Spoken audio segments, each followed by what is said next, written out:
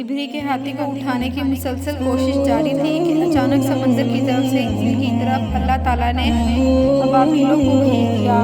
وہ ٹڈیوں کے جھنڈے کی طرح آئے۔ دوسری طرف عبدالمطلب مکہ میں داخل ہوئے، حرم میں پہنچے اور کعبہ کے دروازے کی زنجیر پکڑ کر ابری اور اس کے لشکر کے خلاف فتح کی دعا مانگی۔ ان کی دعا کے الفاظ یہ تھے: اے اللہ، یہ بندے اپنے قافلے اور اپنی جماعت کی حفاظت کر رہے ہیں، تو اپنے گھر یعنی بیت اللہ کی حفاظت فرما، ابری کا لشکر فتح نہ حاصل کر سکے۔ ان کی طاقت تیری طاقت کے آگے کچھ بھی نہیں، سلیب کامیاب نہ ہو۔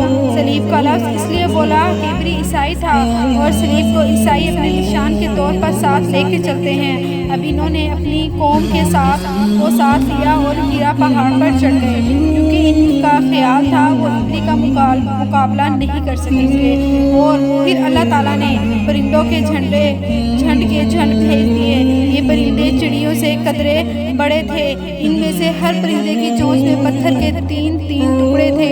یہ پتھر پرندوں نے ابری کے لشکر پر گرانا شروع کیے۔ جو ہی یہ پتھر ان پر گرے، ان کے ٹکڑے ٹکڑے ہو گئے، بالکل اسی طرح جیسے آج کسی جگہ اور کے اوپر سے بم گرائے جائیں تو جسموں کے ٹکڑے اڑ جاتے ہیں۔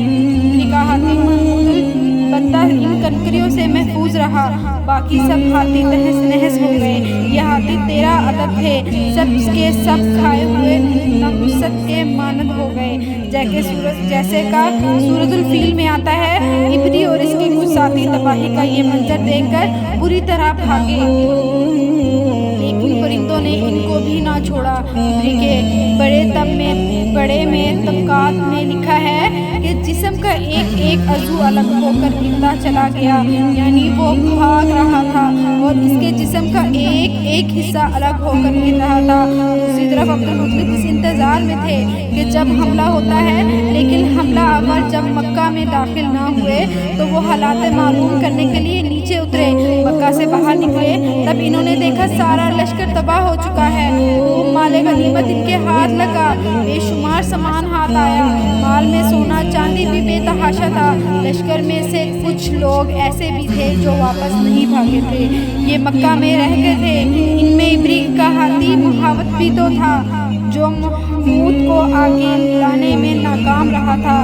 ہمارے نبی حضرت محمد صلی اللہ علیہ وآلہ وسلم اس واقعے کے چند دن بعد پیدا ہوئے۔ آپ جس مکان میں پیدا ہوئے وہ صفا پہاڑی کے قریب تھا۔ حضرت کعبہ روایت کرتے ہیں کہ میں نے تورات میں پڑھا تھا